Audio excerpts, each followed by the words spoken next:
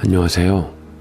저는 일찍이 부모님을 여의고 친인척도 없이 이날 이때껏 반세기를 넘게 혼자 살아온 60대 여성 한현주라고 합니다. 아직도 그날이 생생합니다. 어릴 적 부모님이 사고로 같은 날 세상을 떠나시고부터 저는 홀로 남겨졌고 그날 이후로 누구에게도 기댈 수 없이 외롭게 살아왔습니다. 처음에는 믿기지 않았습니다. 아침에 문득 잠에서 깨어나면 부엌 쪽에서 들릴 것만 같은 어머니의 조용한 발소리나 대문을 열고 들어오는 아버지의 익숙한 기척을 기다리다가 아무 소리 없는 집안의 정막에 스스로를 다독이며 눈물을 삼켜야 했습니다. 집안 곳곳에는 부모님의 흔적이 남아 있었고 그 흔적 하나하나를 정리해 나가는 시간이 마치 저를 갈기갈기 찢는 것처럼 아팠습니다. 학교를 다닐 때도 사회에 나와 일을 시작할 때도 누군가 든든하게 지켜봐주는 사람이 없다는 사실은 제 등을 한없이 춥게 만들었습니다. 아무도 없는 집으로 퇴근해 돌아갈 때면 외로움은 마치 낡은 이불처럼 저를 둘둘 말아 둘러앉았고 저는 그 무게에 짓눌린 채 다시 아침을 기다려야 했습니다. 그래도 살았습니다. 살아야 했으니까요. 어린 나이에 가난과 고독 속에서 살아남으려다 보니 안 해본 일이 없었고 배움도 여유도 없이 하루하루를 버티는 삶이었습니다. 아침 해가 막 떠오를 무렵이면 시장 골목을 돌며 박스와 신문지를 모았고 그걸 팔아 겨우 한 끼 밥값을 마련하면 다행이라 여겨야 했습니다. 겨울에는 손이 꽁꽁 얼어붙어도 물건을 나르는 일을 포기할 수 없었고 여름에는 땀에 절어 숨이 턱턱 막혀와도 쉴 새 없이 헛되는 일을 찾아다녔습니다. 어느 곳 하나 따뜻하게 받아주는 데는 없었지만 그래도 저를 필요로 하는 곳이 있다는 사실 하나만으로 다시 힘을 냈습니다. 어린 몸으로 세탁소에서 구겨진 옷을 다리다가 손가락에 물집이 터져도 식당 주방에서 허리를 굽힌 채 설거지를 하다가 허리가 끊어질 듯 아파와도 어디 가서 아프다는 하소연할 때조차 없다는 걸 알기에 그저 이를 악물고 견디는 수밖에 없었습니다. 학교라는 곳은 저에게 너무 먼 세상이었습니다. 가끔 일거리가 끊겨 한낮에 거리를 걷다 보면 교복 입은 아이들이 친구들과 웃으며 지나가는 모습을 멀리서 바라보게 되었는데 그 순간마다 저는 얼른 고개를 돌리고는 발걸음을 재촉해야 했습니다. 마치 그런 꿈조차 꾸어서는 안 되는 사람처럼요. 그러다 불행으로만 둘러싸인 제게도 인연은 있었던 것인지 30대 후반 식당 종업원으로 일하던 시절 한 남자를 만났습니다. 그의 이름은 김종수, 단골 손님이었고 자주 식당에 들르던 그는 어느 날부터 저를 기다렸다가 퇴근길에 함께 해주곤 했습니다. 뭐 필요한 거 있으면 언제든지 얘기를 해요. 나는 현주 씨가 남 같지가 않아요. 처음 봤을 때부터요. 그냥 현주 씨에게 자꾸만 마음이 가요. 저한테 잘해주시면 안 되는데. 왜요? 제가 마음 가는 대로 행동하면 부담스러우신가요? 그것도 그렇지만 저는 말을 흐렸습니다. 익숙하지 않았기에 괜히 제게 잘해줬다가 책임지지 못할 전까지 들면 어쩌나 싶었죠. 세상에 고아라는 것은 울타리도 없고 보호받을 곳도 없는데 그런 제게 누가 관심이나 줄까 열등감만 있었기에 어색하고 불편했습니다. 하루 종일 일하느라 지친 몸을 이끌고 골목을 걷는데 가로등 불빛 아래 조용히 서 있는 종수 씨의 모습이 눈에 들어올 때마다 저는 본능처럼 뒷걸음질 치고 싶어졌습니다. 누군가가 제 삶에 다가오는 것이 두려웠고 또 한편으로는 죄송했습니다. 가난하고 초라한 제 곁에 머무른다는 것 자체가 그에게 짐이 될 것만 같았기 때문입니다. 하지만 그는 조급해하지 않았습니다. 무심한 듯 다가와서는 한두 마디 짧은 농담을 던지고 저를 따라 걸으며 간혹 가게 앞에 핀 철쭉을 가리키며 봄이 오면 꽃이 참 예쁘게 핀다고 말해주곤 했습니다. 나만 믿어요, 현주씨. 나는 현주씨가 행복했으면 좋겠어요. 내가 그렇게 해주고 싶어요. 정말 진심이에요? 제게요? 내 마음을 보여줄 수만 있다면 다 보여드리고 싶네요. 아무에게나 그러는 가벼운 사람 아니에요. 현주 씨가 좋아요, 저는. 그런 그의 다정한 침묵과 소박한 미소가 시간이 지나면서 제 마음속에 작은 불빛 하나를 켜기 시작했습니다. 차가운 바람이 불어오는 퇴근길에도, 사람들로 북적이는 시장 골목을 지날 때도 저는 어느 순간부터 종수 씨의 발소리를 기다리게 되었고, 그 기다림이 그날 하루를 버티게 해주는 힘이 되어 주었습니다. 오랜 외로움 끝에 찾아온 누군가의 따뜻함이 참 고맙고도 낯설었죠. 우리는 연인이 되었고 나이도 나이인지라 결혼 이야기도 나누게 되었습니다. 그가 제 손을 잡고 조심스레 꺼낸 함께 살자는 말은 마치 오랫동안 얼어붙었던 제 마음을 서서히 녹여내는 햇살 같았습니다. 한때는 누구와 함께 살아간다는 것조차 사치라고 여겼던 제가 누군가와 평생을 약속할 수 있을 거라는 생각을 하게 된 것은 어쩌면 그가 가진 특별한 따스함 때문이었는지도 모릅니다. 우리는 화려하지 않은, 그러나 서로를 존중하고 아껴주는 평범한 삶을 꿈꾸었습니다. 식탁에 마주 앉아 소박한 찌개 하나를 함께 나누는 일, 비 오는 날이면 작은 우산 하나를 나란히 쓰고 걷는 일, 힘든 날엔 말없이 서로의 손을 꼭 잡아주는 일, 그런 종수 씨와 조용한 행복을 우리는 조심스럽게 이야기했습니다. 우린 다 늦게 만난 거니 남들보다 더 소중하게 살아야지요. 더 행복해져요, 우리. 라고 말해주었고, 그 말을 들을 때마다 저는 울컥 복받치는 마음을 꾹꾹 눌러야 했습니다. 누구에게도 환영받지 못할 것 같던 제 삶에 이렇게 다정한 동반자가 생길 수 있다는 사실이 그저 믿기지 않았습니다. 하지만 그 무렵 종수 씨가 조심스레 털어놓은 말에 저는 한동안 충격에 휩싸였습니다. 그날도 어느 때처럼 허름한 식당 구석자리에 앉아 김치찌개 하나를 사이에 두고 조용히 저녁을 먹고 있었습니다. 바깥에는 봄비가 조용히 내리고 있었고 사람들은 우산을 접으며 식당 안으로 쏟아져 들어오고 있었지만 우리 두 사람만은 고요한 섬처럼 그 소란에서 조금 비켜나 있었습니다. 종수 씨는 젓가락으로 밥을 천천히 휘젓다가 한참 망설이는 듯한 표정을 지었습니다. 그러다 조심스럽게 고개를 들고 저를 바라보았고 떨리는 목소리로 한마디를 꺼냈습니다. 사실은 현주 씨에게 고백할 것이 있어요. 나도 현주 씨가 떠날까봐 무서워서 솔직하게 얘기 못한 게 있어요. 사실 저 현주 씨와 결혼이 처음이 아니에요. 네? 그게 무슨 말이에요? 전 저랑 이혼했어요. 아들도 있어요. 갑자기 그런 말을 하면 숨이 멎을 것만 같았습니다.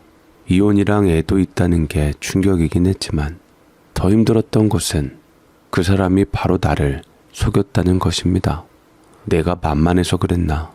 만약 내가 부모 형제라는 그늘이 있었다면 이런 식으로 나를 속일 리가 없었겠지라는 열등감이 저를 힘들게 했습니다. 말 그대로 그는 이혼한 경력이 있고 전처 사이에서 낳은 김정우라는 이름의 아들이 있었죠. 처음에는 그 말이 잘 믿어지지 않았습니다. 종수 씨의 입에서 조심스럽게 흘러나오는 이야기였지만 그 순간 제 가슴 한가운데로 차가운 바람이 스며드는 것 같았습니다. 아이가 있다는 사실보다도 그 긴 시간 동안 저에게 숨기고 있었다는 것, 그 사실이 더 아프게 느껴졌습니다. 종수 씨는 연신 제 눈치를 살피며 말을 이었습니다.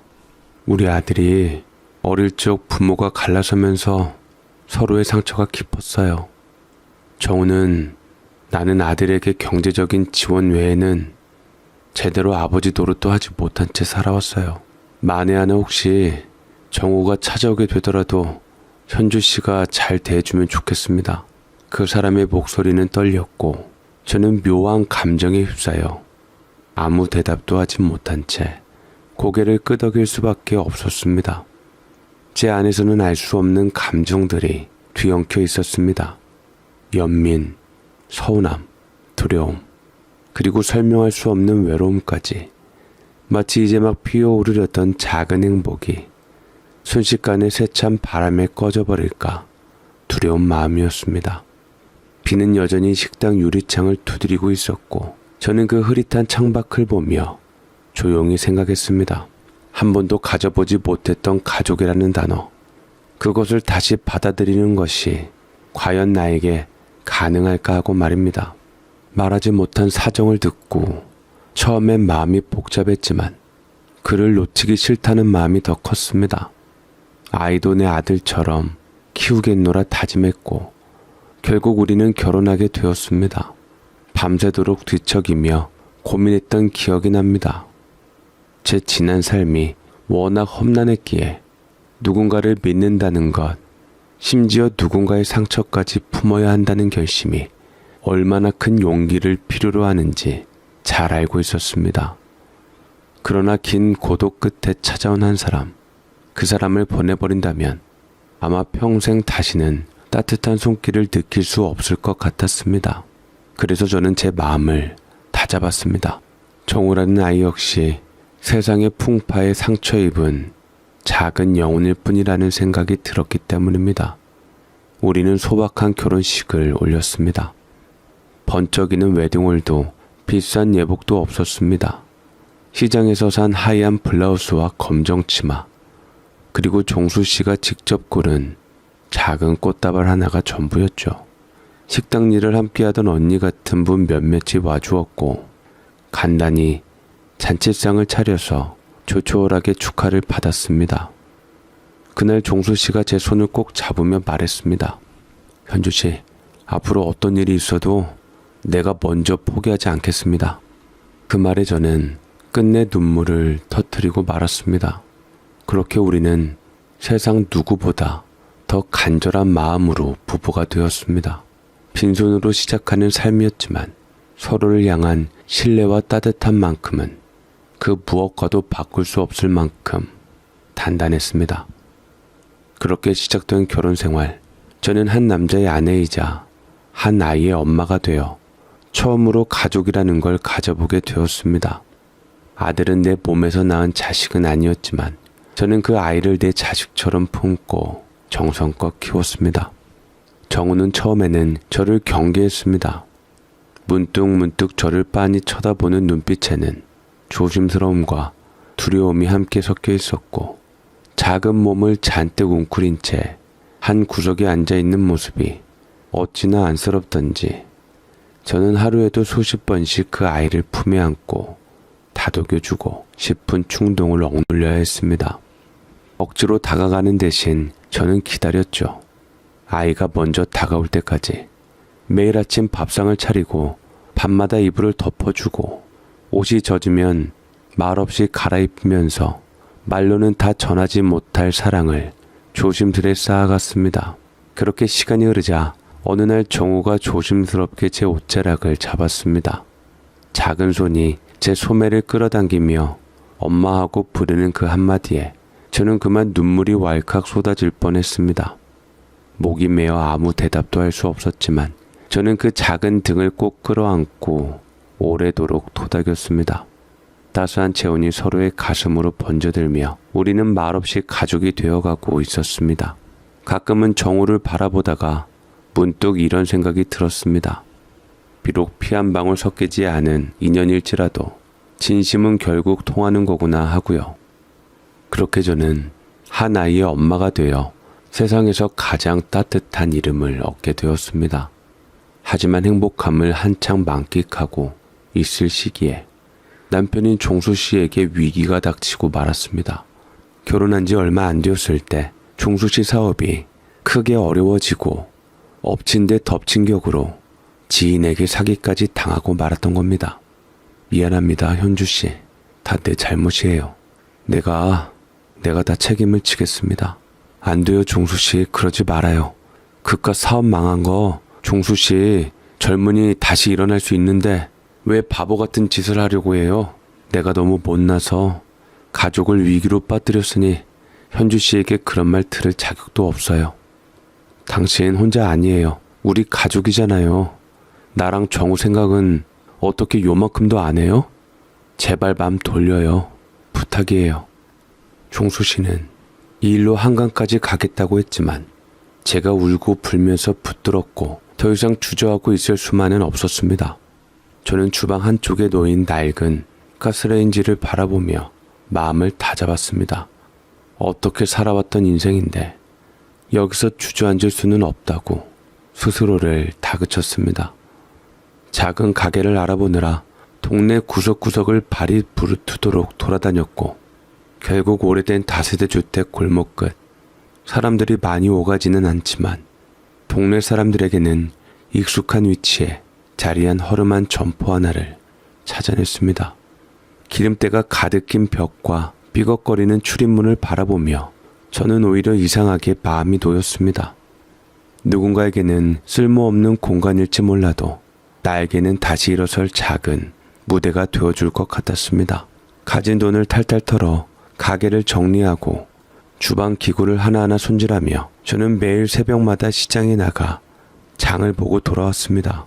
신선한 재료를 골라 손질하고 국을 끓이고 반찬을 만들면서 한 번도 제대로 배워본 적 없는 요리를 독학으로 익혔습니다. 몸은 고되고 손끝이 트고 갈라졌지만 가게 문을 열어 손님을 맞이할 날을 생각하면 어깨가 절로 펴졌습니다. 그동안 배운 손맛으로 차린 작은 식당이 대박이 났고 우리 가족의 경제는 서서히 나아졌습니다. 처음 며칠은 하루 종일 기다려도 손님 한 명 받기 힘들었습니다. 문 밖을 스쳐 지나가는 사람들의 그림자만 바라보며 괜히 수조통을 다시 정리하고 냄비 뚜껑을 열어 국물이 쫄지 않았나 들여다보기를 반복했습니다. 하지만 포기하지 않았습니다. 이왕 시작한 일, 내 손맛을 믿기로 마음을 먹었습니다. 새벽마다 정성스레 반찬을 준비하고 국물 하나에도 다시마와 멸치를 아끼지 않고 우려내어 깊은 맛을 내려고 했었습니다. 음식이 남으면 저 혼자 조용히 나누어 먹으며 내일은 더 나아질 거라고 스스로를 다독였죠. 그러던 어느 날 동네 시장에서 장을 보고 돌아오는 길에 우연히 들른 아주머니 한 분이 있었습니다. 조심스럽게 들어온 그분께 저는 방금 끓여낸 된장찌개와 갓 부친 동태전을 내어드렸습니다. 그리고 아무 기대 없이 가게를 청소하고 있었는데 그 아주머니가 다음날 또 찾아오셨고 그 다음날에는 이웃을 두어 명 데리고 오셨습니다. 소문은 생각보다 빠르게 퍼져나갔습니다.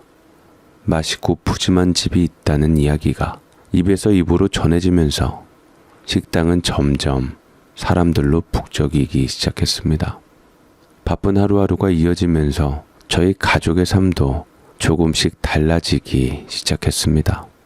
밀린 공과금을 갚고 종우 학원비를 제때 낼 수 있게 되었고 무엇보다도 매일 저녁 온 가족이 함께 웃으며 식탁에 둘러앉을 수 있다는 사실이 너무나 감사했습니다.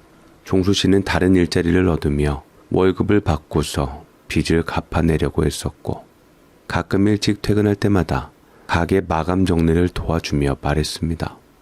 현주 씨 정말 대단합니다. 우리 집 기둥이에요.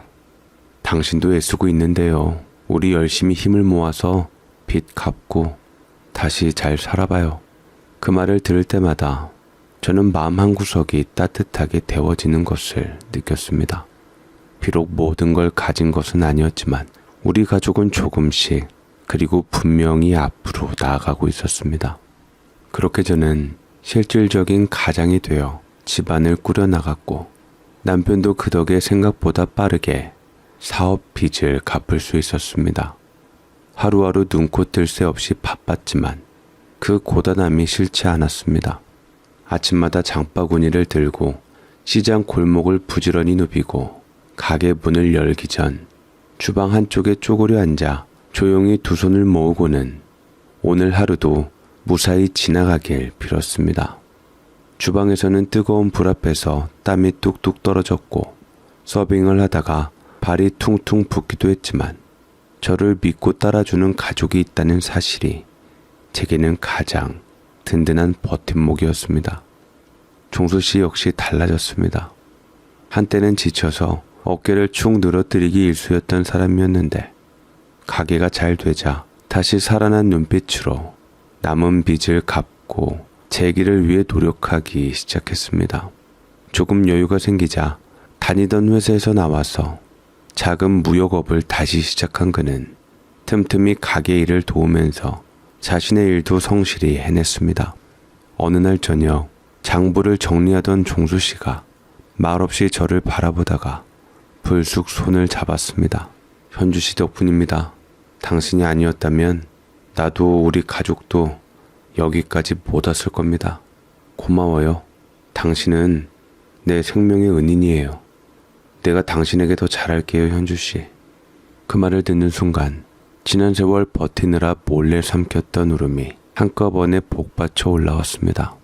그러나 저는 눈물 대신 조용히 웃었습니다. 이렇게까지 살아온 삶이 헛되지 않았다는 걸, 이렇게라도 가족을 지켜낼 수 있었다는 걸 온몸으로 느낄 수 있었기 때문입니다. 이제 우리는 누가 봐도 부족함 없는 소박한 행복을 가진 가족이 되어 있었습니다. 하루하루 쌓아 올린 작은 기적이 우리 집안 구석구석에 따뜻한 온기를 불어넣고 있었습니다.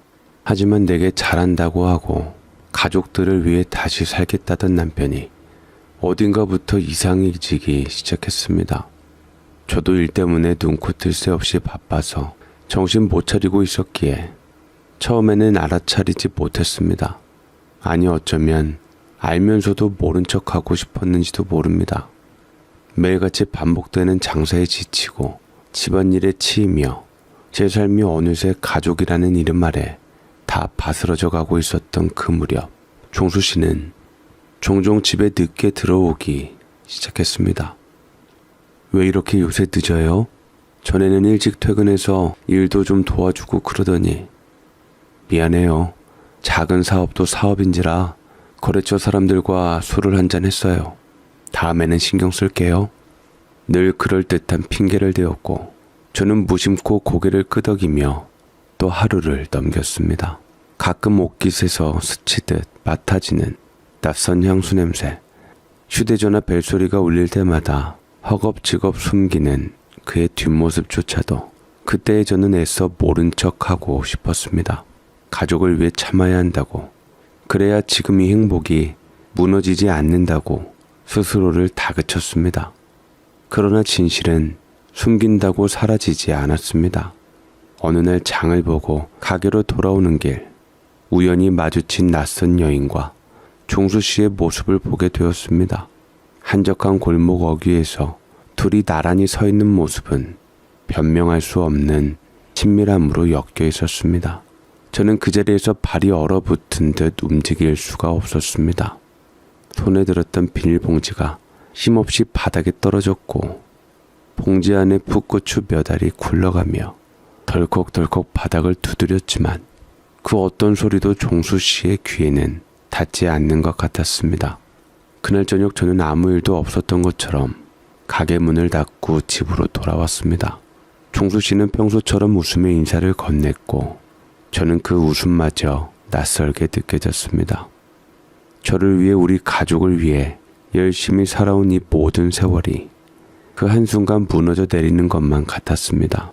어이없게도 그는 다른 여자와 바람을 피우고 있었고 제가 종수 씨에게 다른 여자 생겼냐고, 어쩌면 당신이 나한테 그럴 수가 있냐고 오열하고 매달리자 오히려 저에게 먼저 이혼을 요구했죠. 이제 나도 여자 같은 여자랑 살고 싶어요. 멋없는 당신 같은 여자랑 함께 살았으면 나도 많이 참은 거지. 나도 당신에게 빚진 기분으로 의리로 살았는데 너무 삶이 재미없고 힘들더라고요. 당신도 이제 갈 길 가요. 우리 둘 다 이제 재미없는 인생 끝내자고. 뭐라고요? 어떻게 당신이 나한테 그래? 어떻게? 그 말은 마치 날카로운 쇠못이 가슴을 꿰뚫고 지나가는 듯 했습니다. 저는 그 자리에 얼어붙은 사람처럼 서 있다가 결국 참지 못하고 두 손으로 얼굴을 감싸고 주저앉아 버렸습니다. 그렇게 펑펑 눈물이 터져 나왔습니다. 숨을 쉬는 것조차 고통스러웠습니다. 그동안 살아온 세월, 참고 견뎌온 시간들이 모래성처럼 무너져 내리는 소리가 귓가를 맴도는 듯했습니다. 그렇게 가슴이 찢어질 듯한 시간을 지나 아들도 곧 이 모든 사실을 알게 되었습니다. 저는 간절한 마음으로 기대했습니다. 세상이 등을 돌려도 정우만큼은, 내 손으로 키운 내 아들만큼은 내 손을 잡아줄 거라고. 하지만 세상은 또 한 번 제게 참담한 상처를 안겨주었습니다. 내 편이 되어주리라 믿었던 아이는 오히려 제게 차갑게 말하더군요. 아줌마, 정신 차리세요. 오죽 아줌마가 형편없는 사람이면 아빠가 밖에 나가서 다른 사람을 만나겠어요? 대체 나한테 뭘 기대한 거예요? 난 아빠 편 드는 게 당연하죠. 우리는 피 한 방울 안 섞인 사이잖아요. 그 한마디에 저는 무너졌습니다. 아이를 키우며 보냈던 세월이 스쳐 지나갔습니다. 밤새 열이 오를 때 손수건을 적셔 이마를 식혀주던 내 손길.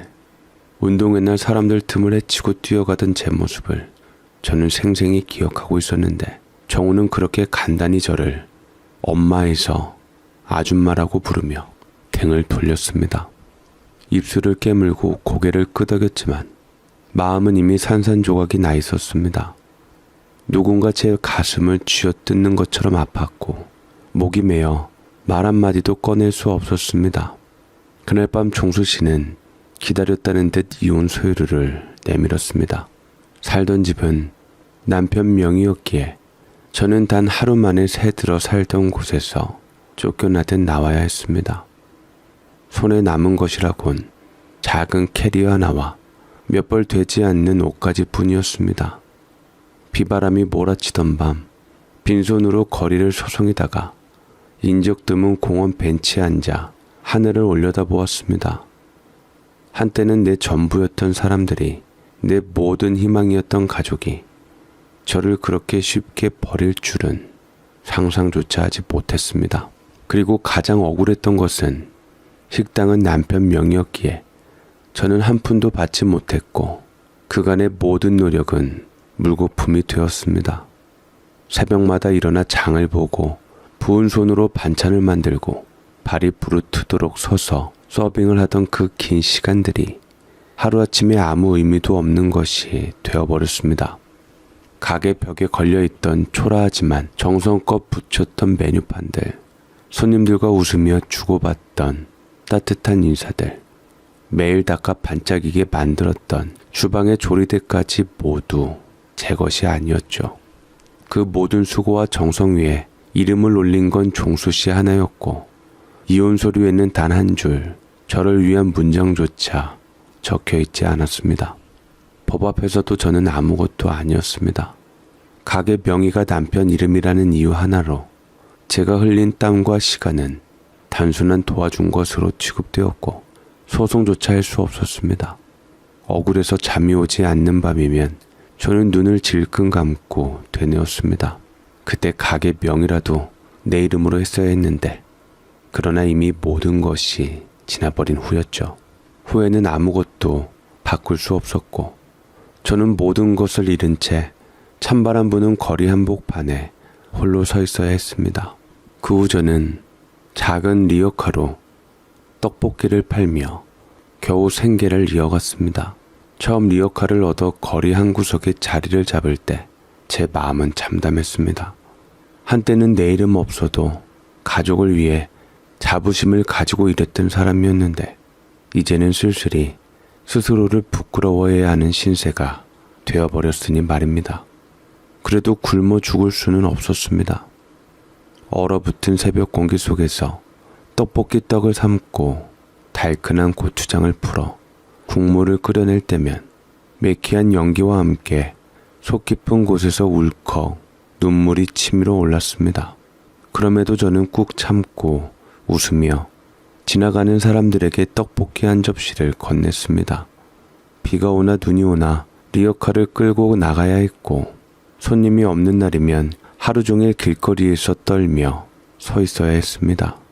하지만 그렇게 해서라도 손바닥만한 방 한 칸을 얻고 따뜻한 밥 한 끼를 먹을 수 있다는 사실만으로도 감사해야 했습니다. 그 와중에도 제게 다가오는 남자들이 있었습니다. 가끔은 저를 불쌍히 여겨 밥을 사주려는 사람도 있었고, 때로는 외로움을 달래려 가까이 다가오려는 이들도 있었습니다.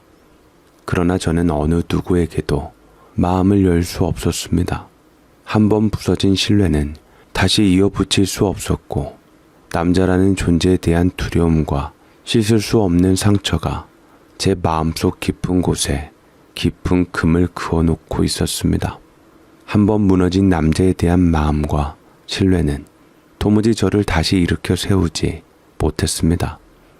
그날 이후로 외로움은 제 판단을 점점 흐리게 만들었습니다. 사람의 온기가 그리웠던 저는 친구를 하자며 다가오는 이들에게 너무 쉽게 마음을 열어버렸습니다. 한두 번 웃으며 건네는 따뜻한 말, 같이 떡볶이를 나누어 먹던 작은 순간들에 의지하고 싶었고, 그 믿음은 곧 저를 또다시 깊은 나락으로 끌고 나갔습니다. 도움이 필요하다며 돈을 빌려간 사람들은 돌아오지 않았고, 함께 미래를 이야기하던 이들은 어느새 흔적도 없이 제 곁을 떠나버렸죠. 그렇게 어렵게 모아둔 돈은 순식간에 바닥을 드러냈습니다. 다시는 속지 않겠다고 이를 악물어도 세상이라는 것은 약해진 마음을 가차없이 후벼 파는 법이었습니다. 모든 걸 잃은 뒤에도 시간은 무심히 흘렀고, 저는 결국 달빛도 스며들지 않는 허름한 달방에 몸을 뉘게 되었습니다. 따뜻한 손길을 줄 사람이 아무도 없었던 그곳에서 저는 주인 없는 개들을 하나둘 거두어 키우기 시작했습니다. 그렇게 시간이 흘렀고, 저는 작은 달방에서 유기견들 몇 마리 키우면서 살아가고 있었습니다. 삶이라는 것이 얼마나 기구한지, 모든 것을 잃은 뒤에도 사람은 또다시 살아가야 했습니다. 따뜻한 집도 든든한 가족도 없는 그 외로운 삶 속에서 제 곁을 지켜준 것은 다름 아닌 작은 생명들이었습니다. 어느 날은 길바닥에 떨고 있는 강아지를 보듬어 품에 안았고, 또 어느 날은 버려진 상자 속에서 힘없이 떨고 있는 녀석들을 데려와 함께 지냈습니다. 그렇게 제 좁은 방 안은 하나둘 늘어난 유기견들로 채워졌습니다. 비록 가진 것은 없었지만 녀석들이 저를 바라보는 순한 눈빛만큼은 세상 어떤 보석보다 소중했습니다. 새벽이면 꼬리치며 깨우러 오는 녀석들 덕분에 다시 일어설 힘을 얻었고, 긴긴 겨울밤에도 작고 따뜻한 체온에 기대어 울음을 삼킬 수 있었습니다.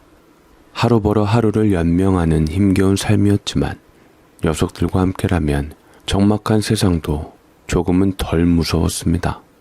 그렇게 돈 없이 초라하고 힘겹게 살아가는 동안 어느덧 나이는 훌쩍 흘러 환갑이라는 문턱에 다다르고 말았습니다.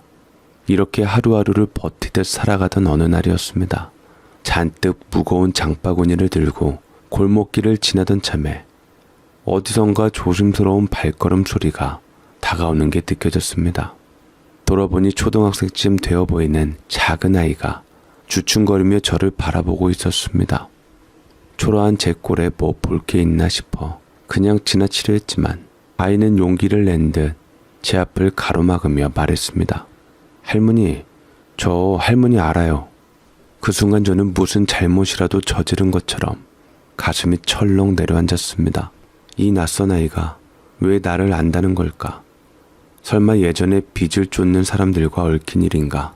별별 생각이 머리를 스쳐 지나갔습니다. 그런데 아이는 쑥스러운 듯 두 손을 비비적거리다가 조심스레 덧붙였습니다. 우리 집에 할머니 사진이 있어요. 엄마 방 책상 위에요. 그 말을 듣는 순간 세상이 한순간 조용해진 것 같았습니다. 오래전 잊혀진 과거가 문득 되살아나는 것 같았고, 가슴 깊은 곳에서부터 알 수 없는 떨림이 올라왔습니다. 도대체 이 아이는 누구이며 왜 내 사진이 그 집에 있다는 건지, 혼란스러움과 두려움이 뒤엉켜 머릿속이 하얘졌습니다. 처음에는 아이가 착각했겠거니 생각했습니다. 세상에 닮은 얼굴이 얼마나 많겠습니까? 설마 그 긴 세월 동안 아무 소식도 없던 누군가가 나를 기억하고 있을 리 없다고 애써 가벼이 넘기려 했습니다. 그런데 이상하게도 그날 이후 마음 한구석이 쿡쿡 쑤셨습니다. 아무렇지 않은 척 리어카를 끌고 나갔지만 자꾸만 지나가는 아이들 얼굴을 흘끗거리게 되었고 어느 순간부터는 사람들이 탄 차들까지 무심코 훑어보게 되었습니다. 그러던 어느 오후 떡볶이 리어카를 정리하려던 찰나였습니다. 낡은 포장마차 옆으로 번쩍이는 고급 승용차 한 대가 천천히 다가오더니 제 앞에 조용히 멈춰섰습니다. 동네에서는 보기 드문 반짝이는 차였기에 저도 모르게 손에 쥔 행주를 놓치고 말았습니다. 문이 열리고 그 차에서 내린 남자를 보는 순간 저는 한동안 눈을 깜빡일 수밖에 없었습니다. 굳이 이름을 부르지 않아도 알 수 있었습니다. 놀랍게도 그 남자는 바로 전 남편의 아들이었던 것이죠. 정우. 마지막으로 본 모습이 그대로 얼굴에 녹아 있었습니다. 그는 제 앞에 서서 한참이나 머뭇거렸습니다. 잘 다려진 셔츠와 번듯한 구두를 신은 모습은 어린 시절 곁을 떠난 그 아이와는 너무도 달라 보였습니다. 저는 무심한 얼굴로 리어카 정리를 계속하며 애써 시선을 피했습니다. 그러나 그 아이, 아니 이제는 어엿한 어른이 된 정우는 조심스럽게 다가와 작은 목소리로 초라한 제 모습에 눈시울을 붉히며 말을 꺼냈습니다. 어머니, 저 기억하시죠? 죄송해요. 그때는 제가 철이 없었습니다. 정말 철이 없어서 어머니께 그렇게 모질게 굴었어요. 정우야, 네가 어떻게, 나는 네 친애미도 아닌데. 가슴으로 저를 낳아주시고 진심으로 저를 기르신 분은 어머니밖에 없으셨으니까요. 그 말을 듣는 순간 저는 차마 고개를 들 수 없었습니다. 속에서는 뜨거운 것이 울컥 차올랐지만 그 뜨거움을 억지로 꿀꺽 삼켰습니다. 정우는 계속해서 떨리는 목소리로 이어갔습니다. 어린 마음에 누구를 미워해야 할지도 몰랐고 세상에 대한 분노를 제게 쏟아붓던 그 시절을 후회한다고. 시간이 지나고 나서야 비로소 진짜 어머니 같은 사람이 누구였는지 알게 되었다고 했습니다. 그래서 이렇게 오랫동안 저를 그리워하며 찾아다녔다고 말했습니다. 그 말을 듣는 순간 저는 벼랑 끝에 홀로 서 있던 지난 세월이 문득 스쳐 지나가며 가슴이 아려웠습니다. 세월이란 게 이토록 잔인한 것인지 뒤늦은 후회와 미안함조차 한없이 쓸쓸하게만 느껴졌습니다. 저는 마음이 아팠습니다. 정우는 울먹이며 조심스럽게 과거를 털어놓았습니다. 저를 떠난 후 전 남편은 그토록 저를 밀어내고 찾아간 다른 여자와 재혼을 했다고 했습니다. 처음에는 새 삶을 시작했다며 평범한 가정을 꾸리는 듯 보였지만 시간이 지나 새 아내에게서 아이가 태어나자 모든 것이 달라졌다고 했습니다. 새로 태어난 핏덩이 하나에 온 관심이 쏠리면서 정우는 점점 집안에서 눈엣 가시 같은 존재가 되어버렸고 결국엔 아버지도 새 어머니도 그를 짐처럼 여기기 시작했습니다. 밥을 굶기고 눈치를 보게 하고 작은 잘못에도 무섭게 몰아세우던 그들은 결국 어느 날 아무런 설명도 없이 집을 나가든 말든 네가 알아서 살라고 했답니다. 손에는 쥐어진 몇 벌의 옷가지와 고작 몇천 원짜리 지폐 한 장만이 남겨졌다고 했습니다. 그때의 공포와 외로움을 이야기하던 정우의 목소리는 끊어질 듯 떨리고 있었습니다. 저는 그 모습을 보며 차마 눈을 맞출 수조차 없었습니다. 무너져야 했던 건 정우가 아니라 어른이었던 우리였다는 사실이 뼈저리게 느껴졌습니다. 전 남편은 다른 여자와 재혼을 했는데 다른 여자 사이에서 애가 생기자 전 남편도 다른 여자도 원래의 아이인 정우를 내팽겨치며 버렸다는 것이었죠. 저는 그 말에 참으로 참담했고 왜 정우가 그토록 아버지를 두고 제게 왔는지 알 것 같았습니다. 믿은 만큼 배신감이 컸던 것이었고 친아버지였기에 제가 남편에게 드는 배신감 이상이었을 수도 있었을 겁니다. 남편이 원래 그런 사람이었나. 저는 젊은 시절 그와 행복했던 시절의 조각이 무너졌고 새삼 가슴이 아팠습니다. 정우는 저를 바라보며 흐릿한 눈빛으로 말을 이었습니다. 지난날 자신이 얼마나 철없고 어리석었는지 그때 저를 향해 던진 차가운 말들이 어머니 같은 저희 가슴에 얼마나 깊은 상처를 남겼는지 이제서야 뼛속 깊이 깨닫게 되었다고 말했습니다. 어린 마음의 분노와 혼란 속에서 저를 밀어내는 것이 가장 쉬운 선택이었지만 시간이 흐르고 세상에 홀로 서보니 진짜 가족이 무엇이었는지, 진짜 어머니가 누구였는지 깨달았다고 했습니다. 정우는 저를 향해 머리를 깊숙이 숙이며 말했습니다. 자기가 이렇게 늦게 깨달은 죄를 조금이라도 씻기 위해 반드시 은혜를 갚겠다고, 그리고 무엇보다 이제는 제가 다시 일어설 수 있도록 돕겠다고 했습니다. 저는 믿을 수 없는 마음으로 정우를 바라보았습니다. 저를 끝까지 외면할 거라 생각했던 아이가 세월을 지나 이렇게 성장해서 제 앞에 다시 나타날 줄은 정말 상상도 하지 못했던 일이었습니다. 정우는 어색한 듯 웃으며 덧붙였습니다. 힘든 시간 속에서도 악착같이 버텨내며 공부를 계속했고 자기 아버지처럼 작은 무역회사를 차려 지금은 나름대로 성공한 사업가가 되어 있다고 말입니다. 그의 표정에는 과거의 후회와 이제라도 무언가를 해내고 싶다는 간절한 의지가 담겨 있었습니다. 그리고 그는 떨리는 목소리로 제게 이렇게 말했습니다.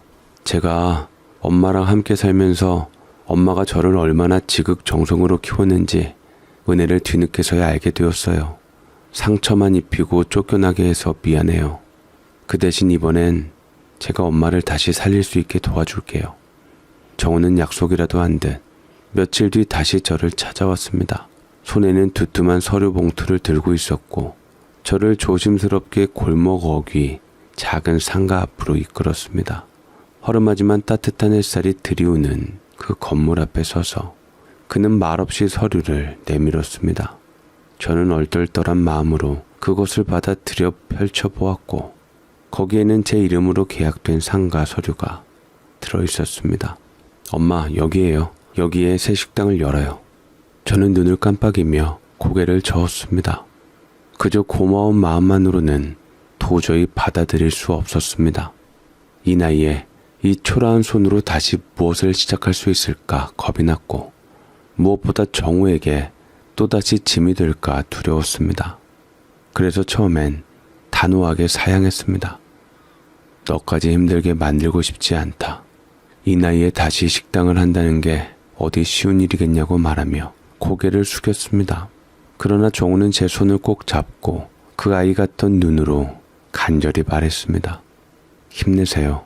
엄마는 분명 다시 일어설 수 있어요. 정우의 굳은 믿음은 제게 다시 살아야겠다는 용기를 심어주었습니다. 손끝에 힘이 빠지고 세상 모든 문이 닫힌 것 같던 그때 한 사람의 따뜻한 신뢰는 저를 일으켜 세우는 데 충분했습니다.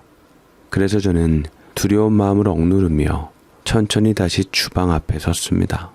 손에 칼을 쥐고 낡은 레시피 노트를 꺼내들고 온 마음을 다해 다시 시작해보기로 했습니다. 식당 문을 열던 날 저는 가게 앞에 서서 한참을 하늘만 바라보았습니다. 작은 간판에 제 이름을 걸고 환한 미소로 찾아오는 첫 손님을 맞이할 준비를 하면서도 마음 한구석에는 떨림과 두려움이 가득했습니다. 하지만 문을 열자마자 믿을 수 없는 일이 벌어졌습니다. 첫날부터 식당은 손님들로 북적였고 쉴 새 없이 들려오는 주문 소리에 저는 정신없이 뛰어다녔습니다. 더 놀라운 것은 그 식당이 바로 제가 예전 운영하던 가게 바로 옆이었다는 사실이었습니다. 전 남편은 회사가 다시 어려워져 사업을 접고 새로 얻은 부인이랑 제 가게를 꾸려나갔던 것입니다. 하지만 가게는 빼앗았지만 음식 솜씨까지는 못 가져갔기에 손님이 뚝 끊겨 한산해졌지만 그럭저럭 먹고 살만은 한 모양이었습니다. 그에 반면 제 가게는 입소문을 타고 날이 갈수록 번창했습니다. 어쩌면 하늘도 세월도 억울했던 제 지난 날을 조금은 보상해 주려는 듯 했습니다. 가게를 오가다 보면 전 남편과 마주치는 일이 잦아졌습니다.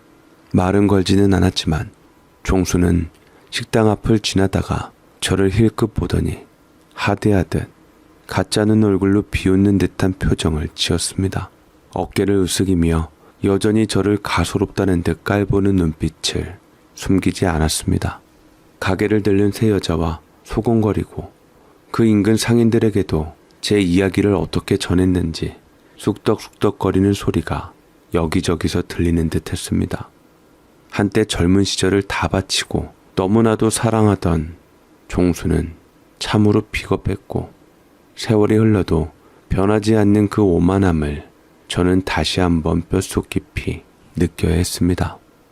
그러던 어느 날 정우의 차가 밖에 눈에 띄었고 저는 정우가 왔다는 것을 알고 밖으로 나갔는데 정우는 뜻밖의 남편의 가게에 있었습니다. 다가가 보니 정우는 전 남편 앞에 서 있었고 전 남편은 고개를 비스듬히 젖힌 채 기가 막히다는 목소리로 쏘아붙였습니다. 어떻게 아버지 버리고 저런 여자한테 붙을 수가 있냐? 네가 사람이야? 그 말에 정우는 조금도 망설이지 않고 단호하게 대답했습니다. 오히려 차분한 말투 속에 깊은 분노와 슬픔이 고스란히 배어 있었습니다. 자식 버리는 아버지는 사람이셨습니까? 시작은 아버지가 먼저 하신 거 아닙니까? 당신은 아버지 자격 없습니다. 너 그것 때문에 억하심정이 있는 모양인데 내가 그래도 너를 낳았다. 미우나 고우나 내가 네 아버지고 핏줄이야. 피는 물보다 진하다. 피가 때론 깨진 부자 사이에서는 연해지기도 하더라고요.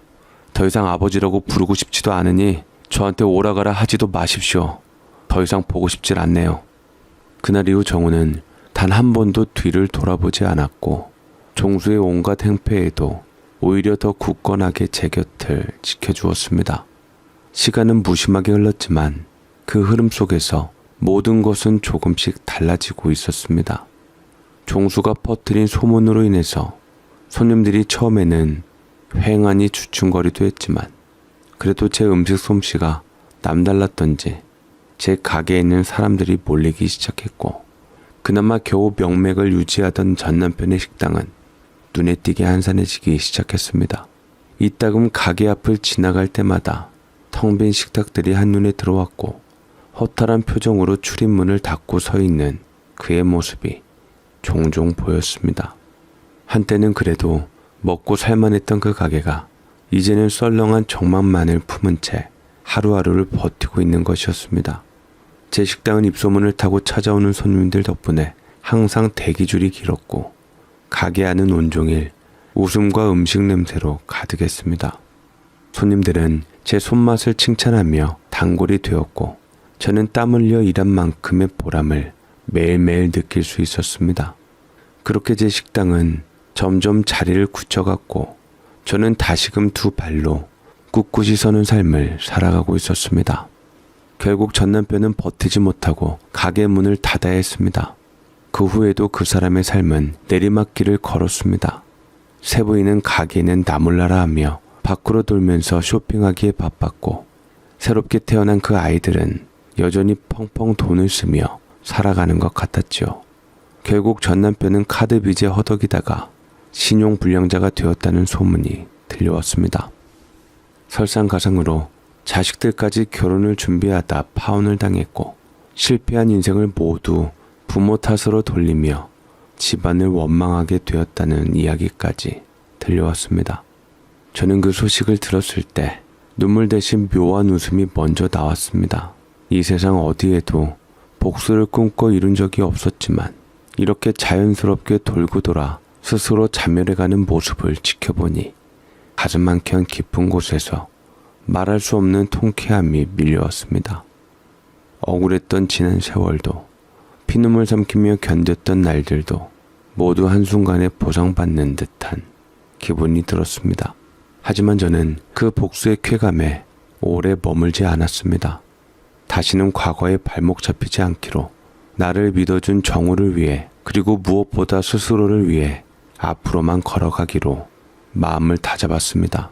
매일같이 새벽을 깨우며 가게 문을 열었고 손님 한 사람 한 사람에게 최선을 다해 따뜻한 한 끼를 대접했습니다.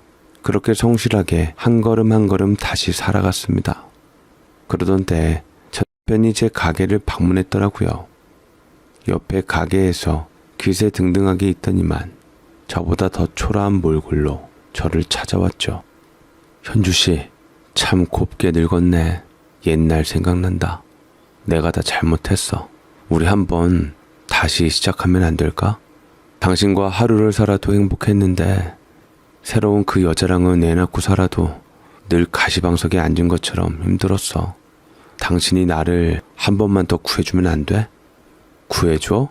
누가 누굴? 당신이 무슨 염치가 있다고 나를 찾아올 수가 있지? 정우 내 아들이야.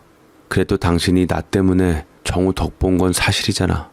내가 그 여자 꿰매 빠져서 정우를 버리지 않았다면 정우가 내게 복수심에 당신을 찾아가서 돕지도 않았을 테고, 어찌 되었든 당신도 정우 덕택이 일어났으니 우리 한번 다시 가족으로 잘 살아보자.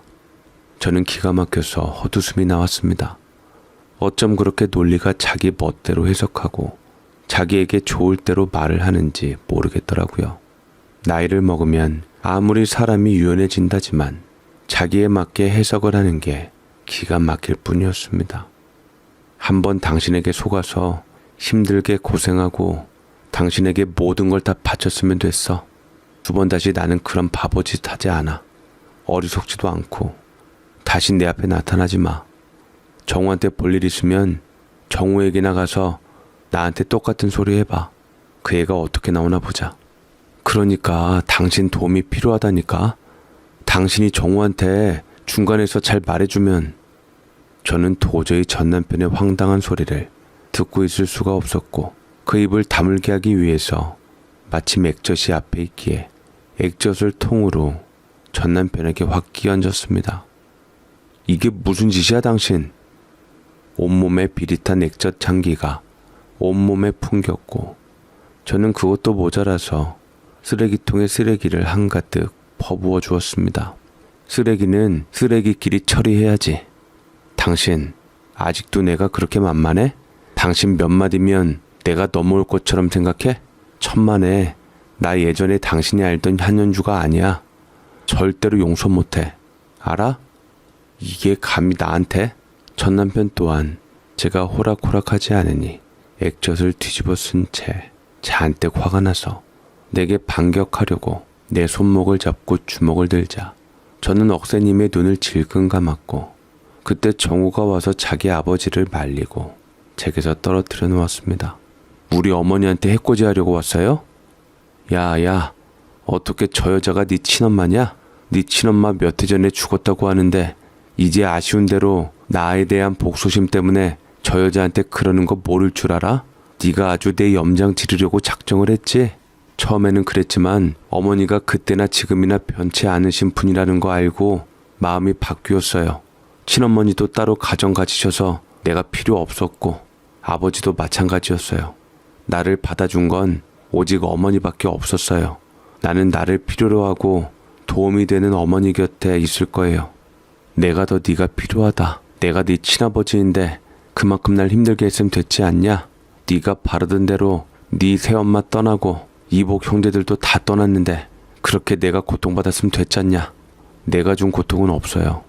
아버지가 뿌린 대로 거둔 것이지요. 이제 아버지한테 그 어떤 감정도 남아있지 않아요. 아버지는 아버지대로 사시고 저와 어머니는 알아서 살 테니까 다신 앞으로 여긴 나타나지 마세요. 한 번만 더 나타났다가는 어머니가 가만히 있지 않게 할 겁니다. 정우는 또박또박 자기 아버지한테 입장을 얘기를 했고 종수는 그 얘기를 듣고 이를 갈더니만 젊은 패기의 아들은 못 당하겠던지 결국은 분풀리게 한바탕 욕을 쏟아낸 뒤 뒤를 돌아설 수밖에 없었습니다. 정우는 그렇게 저를 지켰습니다. 그런 정우에게 너무나도 고마웠고 그랬기에 그동안 모아놓은 돈과 절약했던 생활비를 합쳐 저는 마침내 정우에게 빚졌던 모든 금액을 온전히 갚을 수 있었습니다. 정우는 받지 않으려고 했지만 제 마음이라고 하니 고맙다고 도리어 눈물을 짓더라고요. 자식에게 받은 것을 당연시 여기지 않고 하나라도 돌려주려는 어머니 모습에 정말 감사해요. 고맙습니다, 어머니. 어머니께 정말 많은 것을 배워요. 아니다. 그리고 생각보다 열심히 일했던지 돈이 꽤 많이 모여서 처음에 네 도움으로 계약했던 그 상가 건물 자체를 통째로 내 이름으로 살 수 있게 되었다. 정말요? 어머니 역시 존경스러운 분이시네요. 제가 어머니 곁에 잘 온 것 같아요. 저를 다시 아들로 받아줘서 고마워요, 어머니. 저는 정우를 안아주며 토닥거려 주었고 정우는 눈물을 지었습니다. 손에 건물 등기증을 쥐던 날, 저는 조용히 하늘을 올려다보았습니다. 오랜 세월 비바람 맞으며 흔들리던 제 인생이 드디어 스스로의 힘으로 단단하게 뿌리 내린 순간이었습니다. 정우와 저는 오랜 시간을 돌아 결국 다시 모자지간처럼 진짜 가족처럼 살아가게 되었습니다. 피 한 방울 섞이지 않았던 사이였지만 세월과 진심은 그렇게 우리를 다시 깊은 인연으로 묶어주었습니다. 서로가 겪어야 했던 고된 세월과 상처를 때로는 조용히 어깨를 맞대고 때로는 한참을 웃으며 나누면서 우리는 그동안 잃어버린 시간을 조금씩 채워갔습니다. 무엇보다 기쁜 것은 정우가 좋은 사람을 만나 결혼을 하게 되면서 제게 또 다른 기쁨을 안겨주었다는 것이었습니다. 무엇보다 기쁜 것은 정우가 결혼했던 며느리였습니다. 사실 정우가 나를 찾게 된 이유도 종우의 아들이었죠. 며느리는 저를 진심으로 대했고 처음에는 서먹했지만 이내 딸처럼 살가운 말과 따뜻한 손길로 제 곁을 지켜주었습니다. 세상이 제게 다시 이런 선물을 줄 줄은 정말 꿈에도 몰랐습니다. 정우는 제게 말했습니다. 이제 엄마는 더 이상 혼자가 아니에요. 앞으로는 우리가 지켜드릴게요. 저도 정우 씨한테 어머니와의 사연 다 들었어요. 핏줄보다 더 강한 것은 정이라는 생각이 들었어요. 어머니, 저도 어머니께 잘하겠습니다. 제가 그래도 말년에는 복이 있었던지 아들과 며느리는 정말 그 약속을 지켜주었습니다. 저는 그의 집에 함께 살게 되었고 며느리도 지극정성으로 저를 돌봐주었습니다. 반찬 하나, 생신날 꽃다발 하나에도 정성이 가득 묻어 있었고 저는 그 모든 순간마다 잃었던 사랑을 다시 되찾는 기분이 들었습니다. 심지어 사돈들마저도 저를 진심으로 친구처럼 맞아주었습니다. 함께 모여 앉아 소박한 밥상을 나누고 웃으며 이야기를 나누는 시간들이 얼마나 소중했던지 모릅니다. 그럴 때마다 나 자신이 참 잘 견뎌왔구나. 외로움에 지지 않고 꿋꿋하게 버텨온 내 지난 날이 헛되지 않았구나 싶어 어느 순간에 눈물이 주르르 흐르고 말았습니다. 그래도 내가 이제 동안 외로움을 잘 참고 새로운 가족과 함께 살아가면서도 저는 예전부터 함께했던 유기견들을 잊지 않았습니다. 다만 정우 부부의 집에서는 여러 사정상 아이들을 데려올 수 없었기에 근처에 작은 집을 하나 얻어 그곳을 아이들과 함께하는 공간으로 꾸몄습니다. 비록 크지 않은 집이었지만 햇살이 따뜻하게 드는 마당이 있었고 바람이 부드럽게 스치는 창이 있어 아이들과 함께 지내기에 더없이 좋은 곳이었습니다. 저는 하루에도 몇 번씩 그 집을 찾아갔습니다. 유기견들은 저를 볼 때마다 꼬리를 힘차게 흔들며 달려왔고 저는 그 작은 생명들을 하나하나 품에 안아 쓰다듬었습니다.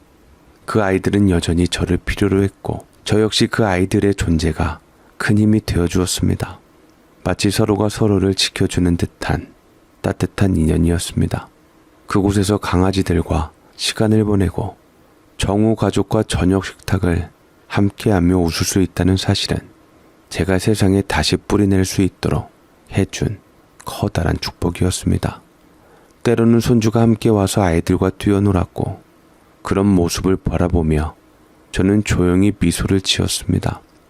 외로움으로 시작된 지난 세월이 이렇게 작지만 소중한 사랑으로 되돌아왔다는 사실이 참으로 기적 같았습니다.